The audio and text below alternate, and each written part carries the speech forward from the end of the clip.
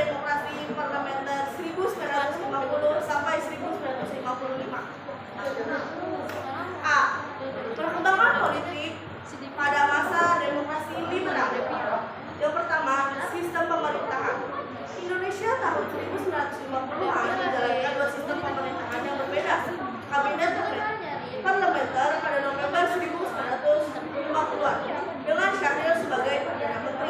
Sejak saat itu, pula bangun kabinet pemerintahan Indonesia menjadi baru masa Republik Indonesia Serikat. Pelaksanaan sistem parlementer dilandasi oleh konstitusi, yaitu konstitusi RIS. Begitu juga pada masa demokrasi liberal, pelaksanaan sistem parlementer dilandasi oleh Undang-Undang Dasar sementara 1950-an atau dikenal dengan konstitusi liberal.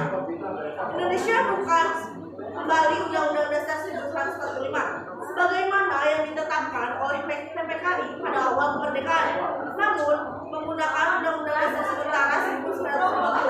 Artinya kabinet disusun menurut pertimbangan kekuatan kepartaian dalam parlemen ini.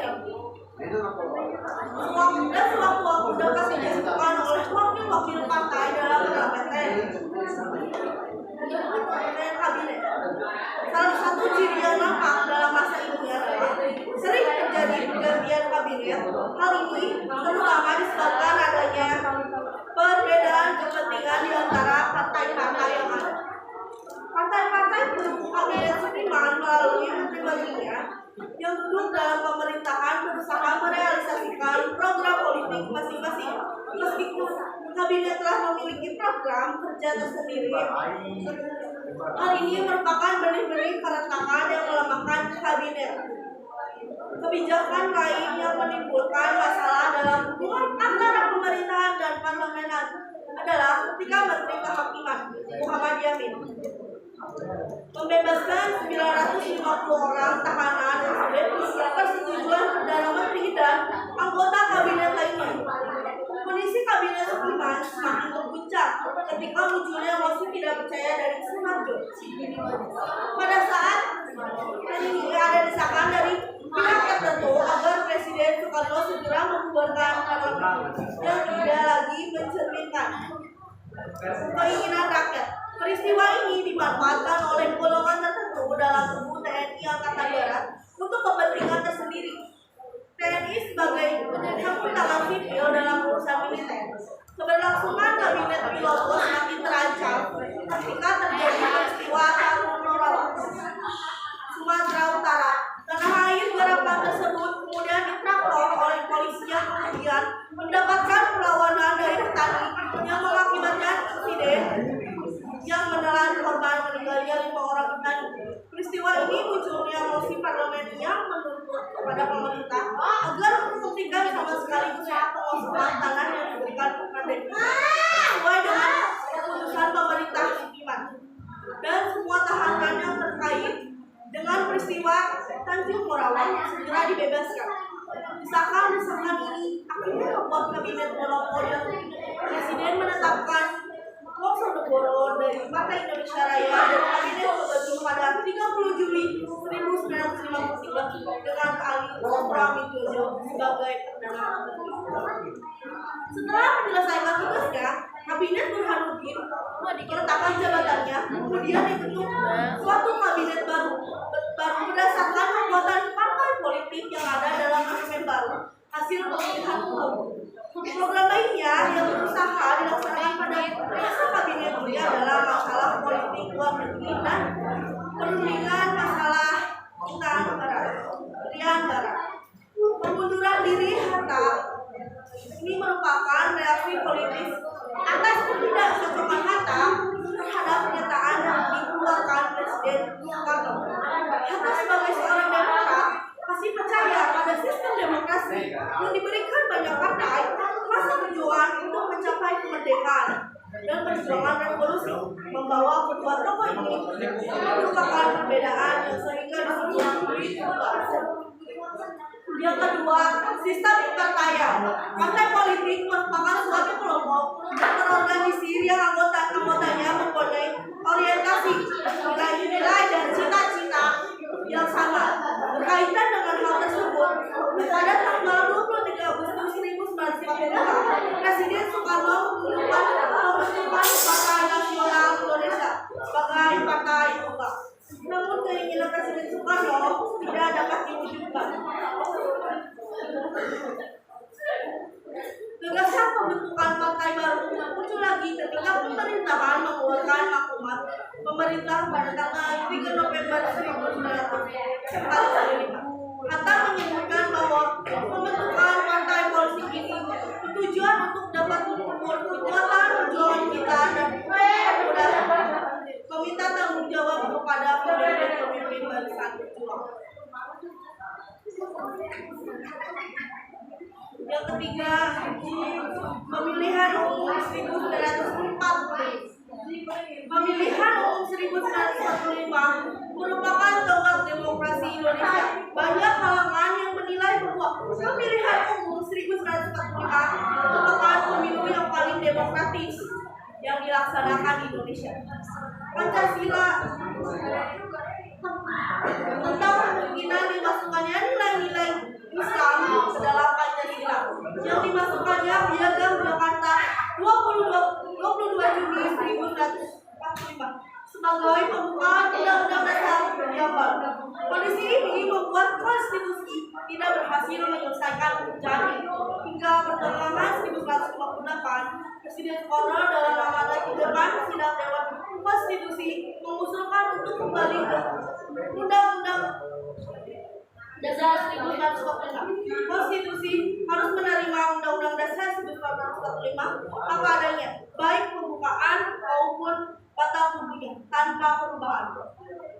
Menyikapi usulan Presiden, Dewan Konstitusi mengadakan musyawarah dalam bentuk pemandangan umum. Dalam sidang-sidang pemandangan umum ini, Dewan Konstitusi pun tidak berhasil mencapai, yaitu 2 suara jumlah anggota yang hadir. Pertahanan sekaligus Perdana Menteri Juanda melarang sementara semua kegiatan politik dan menunda semua sidang Dewan Konstitusi. Angkatan Perang di Istana Bogor 4 Juli 1959, Presiden 1959 di Istana Merdeka. Undang-Undang Dasar dan menyatakan tidak berlakunya Undang-Undang Dasar sementara 1950. B. Mencari sistem ekonomi nasional. Yang pertama, pemikiran ekonomi nasional. Hambatan yang dihadapi dalam mewujudkan hal tersebut adalah sudah berkembangnya sistem perekonomian kolonial yang cukup lama. Warisan ekonomi kolonial membawa dampak perekonomian Indonesia banyak didominasi oleh perusahaan asing dan ditopang oleh kelompok etnis Cina. Sebagai penggerak perekonomian Indonesia, kondisi yang ingin diubah oleh para pemikir ekonomi nasional membutuhkan dukungan dari kelas ekonomi menengah pribumi yang kuat. Oleh karena itu, pemerintah hendaknya membantu dan membimbing para penguasa tersebut dengan bimbingan pemerintah dan bantuan pemerintah. Gagasan Sinitro kemudian dituangkan dalam program Kabinet Nasir dalam wujud rancangan rencana agensi perekonomian yang sering disebut juga dengan Plan Sinitro. Upaya yang dilakukan pemerintah adalah memberi peluang usaha sebesar-besarnya sebagai pengusaha pribadi dengan bantuan kredit. Dengan upaya tersebut diharapkan akan terciptanya kelas pengusaha pribumi yang mampu meningkatkan produktivitas barang dan modal domestik. Contoh beberapa perusahaan yang dinasionalisasi, misalnya MTI KPM menjadi PT KNLM, kemudian dibentuk Garuda Indonesia. Yang kedua, sistem ekonomi liberal. Permasalahan yang dihadapi pemerintah pada masa itu mencakup permasalahan jangka pendek dan permasalahan jangka panjang. Permasalahan jangka pendek yang dihadapi pemerintah Indonesia saat itu adalah tingginya jumlah mata uang yang beredar dan meningkatnya biaya hidup. Permasalahan jangka panjang yang dihadapi pemerintah adalah bertambahnya jumlah penduduk dengan tingkat hidup yang rendah. Bagian barat ini merupakan konsekuensi dari pengakuan kedaulatan. Pada era ini, pemerintah mengalami defisit sebesar MP5 per barang, terutama ketika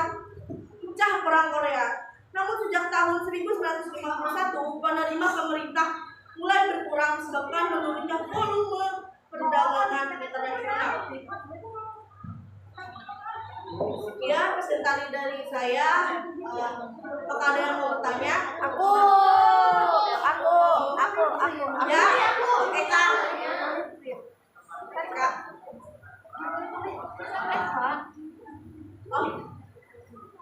Oh. Apa pertanyaannya?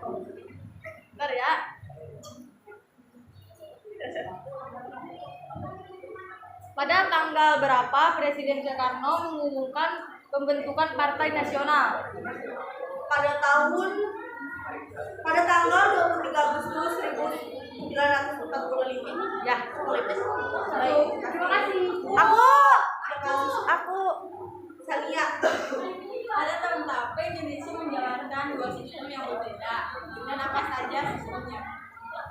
Pada tahun 1950-an menjalankan dua sistem yang berbeda, yaitu presidensial dan parlementer.